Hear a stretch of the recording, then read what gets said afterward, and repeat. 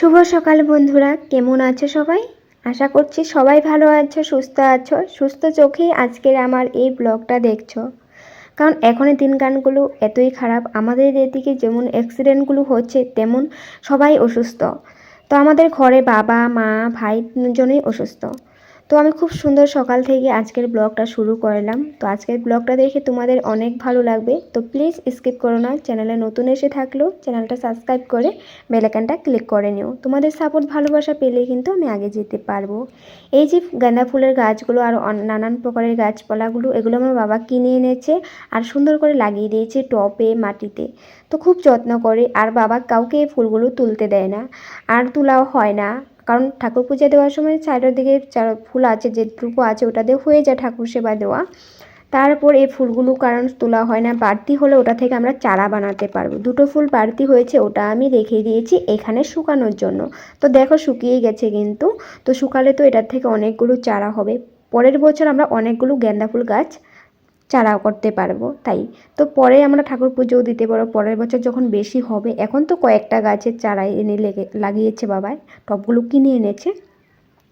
তো যাই হোক, যেগুলো সকালে কাজকর্ম ছিল ওগুলো করে নিয়েছি। মা চা বানিয়েছিল, সবাইকে চা দিয়ে দিয়েছিল বিস্কুট দিয়ে।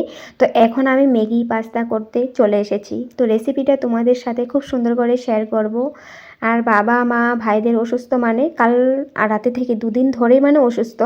তো ওষুধপাতি তো খাচ্ছে এখন, মানে সবাই বলছে যে এটা নাকি একটা বাতাস এসেছে, সবার ঘরে ঘরে এই রোগটা হচ্ছে, লেট্রিন বমি। মানে পুরো রাত্রটায় আমার ভাই মানে বালতি রেখে তারপর বমি করেছে, বালতি ভরে এরকমভাবে বমি করেছে। আর বাবা তো একটু পর পর লেট্রিন যাচ্ছে, মানে বাবা একদমই অসুস্থ হয়ে আছে একদম। দেখবে এইসব বমি লেট্রিন এগুলো করলে কিন্তু শরীরে মানুষ একদমই মানে অসুস্থ হয়ে পড়ে।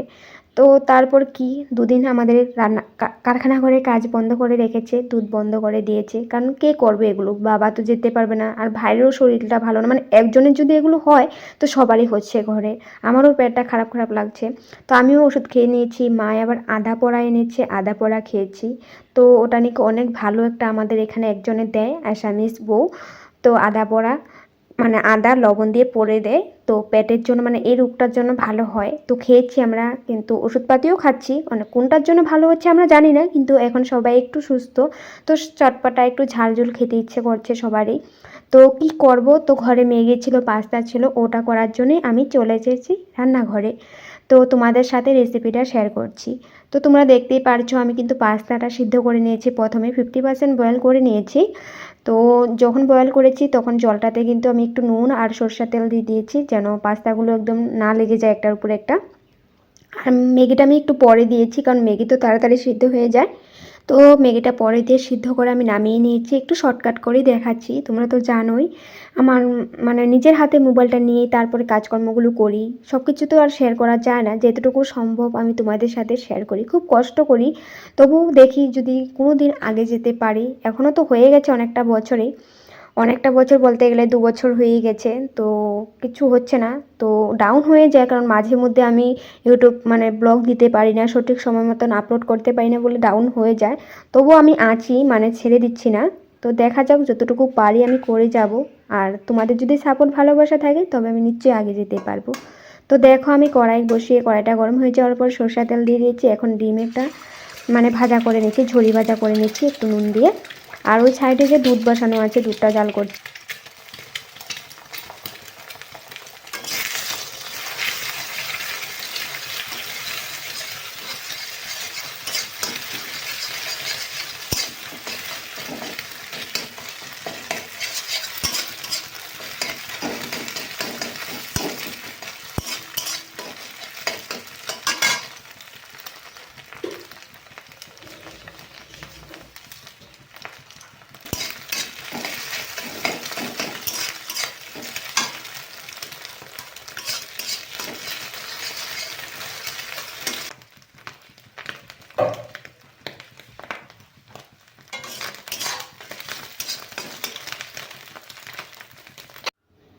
আমি কাজ করার সময় যদি কেউ আসে আমার সামনে, তো তার কাছে আমি মোবাইলটা দিই, যে ধর তো আমি রান্না করছি, উঠোক ভিডিওটা ভালো করে। তো মা এসেছিলো, তো মার হাতে দিয়েছি। তো ভাইরা ছিল না সামনে, তো মা সামনে পেয়ে মাকে বলছে, মা একটু ধরো তো মোবাইলটা, আমি ডিম ভাজাটা একটু নামিয়ে নিই।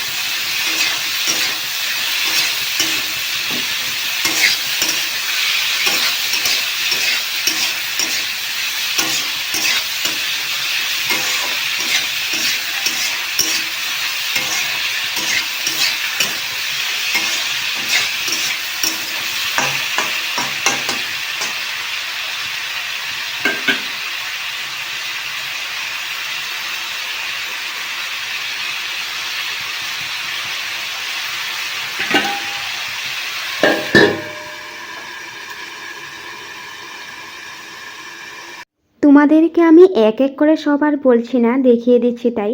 তো এই দেখো পাস্তা আর ম্যাগিটা আমি নামিয়ে নিয়েছিলাম, যে একটু ঠান্ডা জলও ঢেলে দিয়েছিলাম, কি সুন্দর হয়ে আছে না। তো এখন তো আলু ভাজাটা বসিয়েছি, ভাজাটা যখন হয়ে যাবে বয়েল, তখন আমি এই পাস্তা আর ম্যাগিটা দিয়ে দেব। সব কিছুই দেখিয়ে করছি তোমাদেরকে, দেখে নাও তোমরা।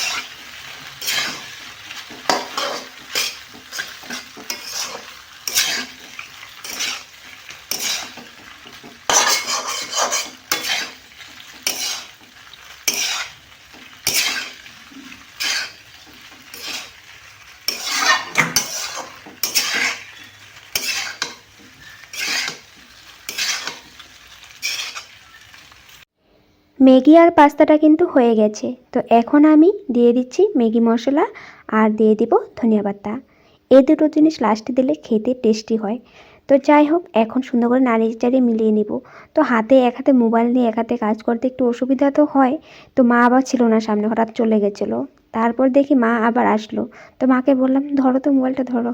তো মা মাঝে মধ্যে ধরে, মাঝে মধ্যে ধমকি দিয়ে দেয়। তো যখন ধরে থাকতে ভালোই লাগে, ধমকি দিলে আর কিছু বলি না, চুপচাপ থাকি। তো যাই হোক, দেখো সুন্দর করে মিলিয়ে নিলাম। তো এখন কমপ্লিট। তো এখন সবার জন্য বেড়ে নিব, তারপর সবাইকে দেব। সবাই একসাথে ম্যাগি আর পাস্তা পার্টি করব। তো এইটুকু ম্যাগি সবার জন্যই, সবাইকেই দিতে হবে। আবার দিদিও এসেছে কাজ করার জন্য, দিদিকেও দিব। তো আমরা ঘরে আছি 5জন মানুষ।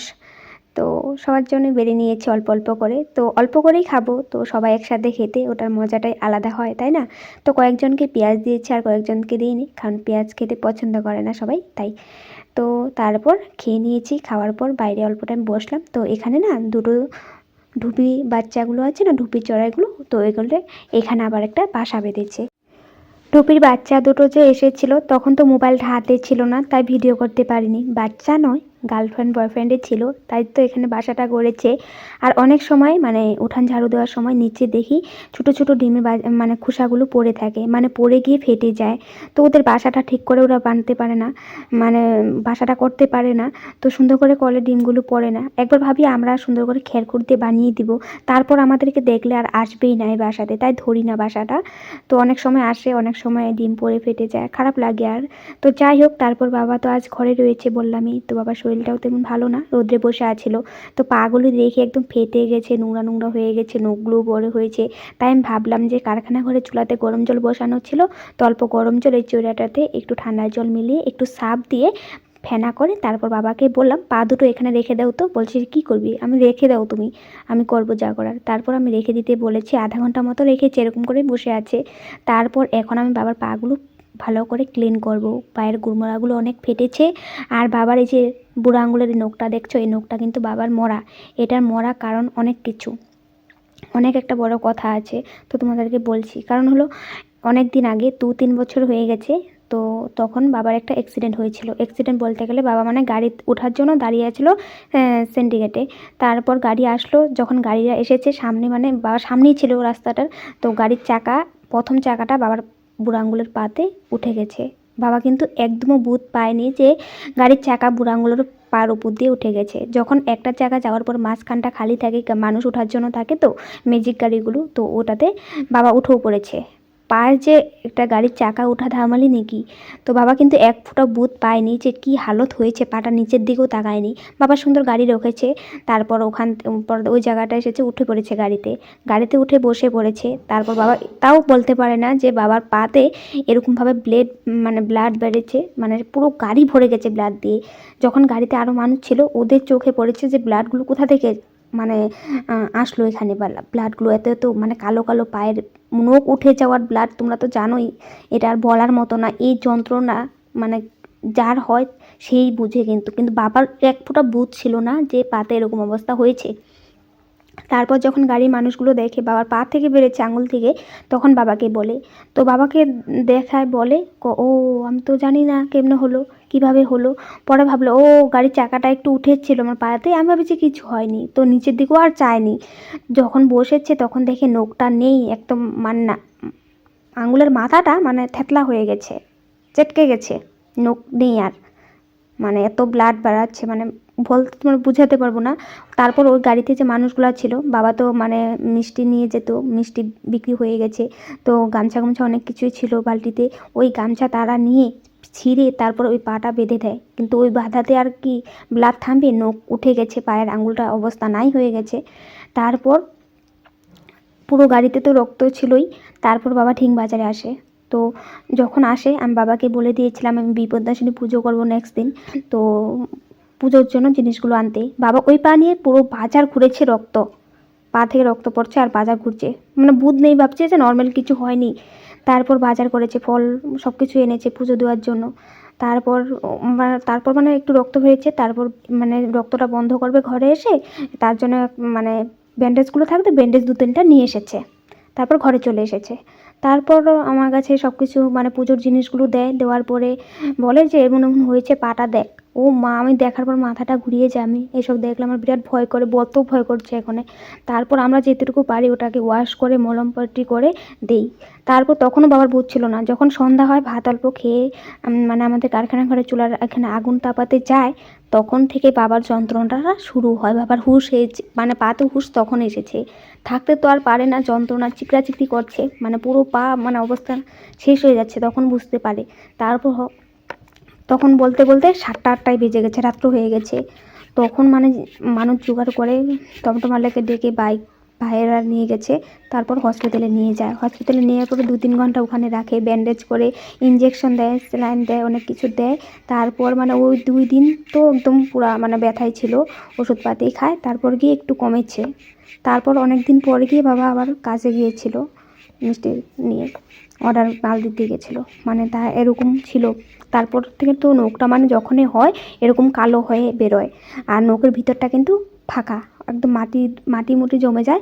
আর যখনই বড় হয় নখটা আমি সুন্দর করে কেটে দেই, আর নখটাতে কিন্তু একটু যদি মানে যাতা লাগে নখটা দিয়ে কিন্তু প্লেট বেরিয়ে যায়, আর একদম উঠে চলে আসবে গুঁড়া থেকে। তাই একদম হালকা হাতে আমি নখটা নরম করে তারপর কেটে দিয়েছি অল্প। আর এই দেখো গুমরাগুলো ক্লিন করে দিয়েছি। তারপর বাবা চলে গেছে স্নান করার জন্য, আর মাছ এনেছে ভাই, তো মাছগুলো আমি রোদে বসলাম, ভালো করে হাত পাগুলো কিন্তু আমি ক্লিন করে নিয়েছি। এখন মাছগুলো কেটে দেবো, মায়ে রান্না বাড়া করবে, তো রোদ্রে বসে মাছগুলো কাটবো, কারণ ঠান্ডার মধ্যে ভালো লাগে না, অনেকগুলো মাছ সময়ও লাগবে, তাই রোদ্রেই বসেছি। একটা গামছা রেখেছি পিছন দিয়ে, কারণ বেশি রোদ্র পড়লে তো মাছগুলো খারাপ হয়ে যাবে না, তাই। তো নুন দা সব কিছু নিয়ে এসেছি। তো এখন মাছগুলো কেটে মাকে ক্লিন করে দিয়ে দিয়েছি, রান্না বাড়াটা মাই করবে। তারপর আমি স্নান করতে চলে গেছি। তারপর আমি স্নান করে চলে এসেছিলাম, স্নান করে এসে নারকেল তেল নিয়েছি একটা বাটিতে। তো ঠান্ডার দিনে তো নারকেল তেলগুলো জানোই জমাট বেঁধে থাকে, তো তারপর গলে গেছে, তো গরম গরম তেলটা এখন বাবার পাতে মালিশ করে দেব। নারকেল তেল আমাদের শরীরের জন্য কিন্তু অনেক ভালো, ফেসের জন্য কিন্তু অনেক ভালো। তবু কিন্তু মানুষে অনেকেরাই দেখবে দামি দামি প্রোডাক্টসে ইউজ করে, যেমন ধরো বডি লোশন আর অয়েল। তো আমি কিন্তু আমার কাছে বডি লোশন আছে, কোনো জায়গাতে গেলাম বডি লোশনটা তখন লাগাই, কারণ তেলটা লাগালে একটু অন্যরকম লাগে। তো ঘরে কিন্তু আমি সকাল দুপুর দিন রাত আমি কিন্তু এই নারিকেল তেলটাই লাগাই, মুখেও লাগাই দিই, শরীরে হাতে পায়েও লাগাই। আর হাত পা যখন ফেটে যায় বা সুন্দর করে ক্লিন করো তখন দেখবে নারিকেল তেলটা দিয়ে একটু ভালো করে মালিশ করবে, একদম আরাম লেগে যায়। আর নারিকেল তেল আমাদের নখের জন্য কিন্তু অনেক ভালো। এই নারিকেল তেলটাতে যদি তোমরা একটা ভিটামিন ই ক্যাপসুল মিলিয়ে নাও আরও বেশি ভালো হবে। তো পাগুলো ভালো করে ক্লিন করে তারপর এখন দেখো নারিকেল তেল দিয়ে ভালো করে মালিশ করা দেওয়া হচ্ছে। আর যেগুলো গুড়মুড়া ফেটে গেছে যেটা ক্লিন করা হচ্ছে ওখানে আমি বেশি বেশি করে নারিকেল তেলটা দিয়ে রাখবো। আর নখগুলোতেও ভালো করে মালিশ করে দেবো নারিকেল তেল দিয়ে। আঙুলের ফাঁকাগুলোতেও সুন্দর করে আমি তেল দিয়ে মালিশ করে দিচ্ছি। তো আজ পাটা কিন্তু অনেকটাই ক্লিন হয়েছে। আর নখগুলো তো দেখছোই অনেকটাই কেটেছি, অনেক মানে কষ্ট করে কাটতে হয় কারণ অনেক শক্ত নখগুলো, অনেক টাইম জলে রাখার পরে একটু কাটতে পেরেছি আমি। তো যাই হোক, তো এখন দেখো নখগুলো একটু ক্লিন লাগছে, মরা লাগে না নখটা। তো আবার কয়েকদিন পরে দেখবো আবার নখের আগাটা মরে গেছে, এরকম হয়ে গেছে। তো যাই হোক, যেতটুকু পারি আমি তেল দিয়ে ভালো করে মালিশ করে দিচ্ছি। আমি যেভাবে আজ পেডিকিওরটা করলাম শর্টকাটভাবেই করেছি, কারণ আমার বাবার তেমন সহ্য ধৈর্য নেই যে এত টাইম বসে থাকবো, আমি বেশি টাইম লাগিয়ে করব। তো যেতটুকু পারি আমি, আমার ভাগ্য যে আজ করতে পেরেছি বাবার পাগুলো ক্লিন, তা হয়তো বাবার সহ্য ধৈর্য একদমই নেই। তো যাই হোক মালিশ করে দিয়েছি, রোদ্রে বসেছে, তারপর কমলা এনে দিলাম, কমলা খেলো, ভাই এনেছিল কমলা।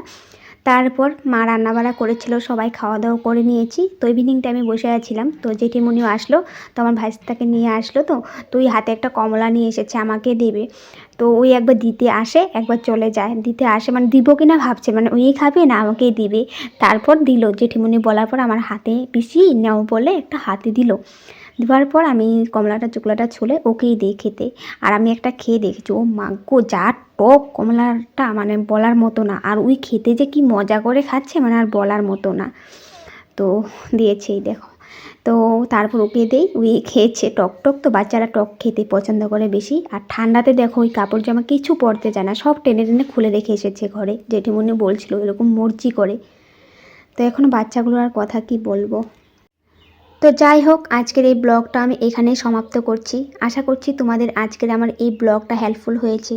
আর অনেক কিছুই তোমাদের সাথে শেয়ার করলাম আজকের আমার এই ব্লগে। আর নতুন বছরও তো আসতে চলছে। এই বছরটা আমার জার্নিটা ইউটিউব একদমই খারাপ, লাইফটাও অনেকেই বলতে গেলে ঠিক মানে মোটামুটি চলেছে, এতটাও ভালো নয়। তো নতুন বছরে যেন আমি ইউটিউবেও আগে যেতে পারি, লাইফেও যেন সব কিছু ভালো হয়। তো ভালো থাকলেই সব কিছুই তোমাদের সাথে ভালো ভালো শেয়ার করতে পারবো। তো আশা করছি তোমরা আমার পাশে থাকবে, সাপোর্ট করবে, ভালোবাসা দেবে। দেখা হবে আবার নেক্সট ব্লগে। Bye bye.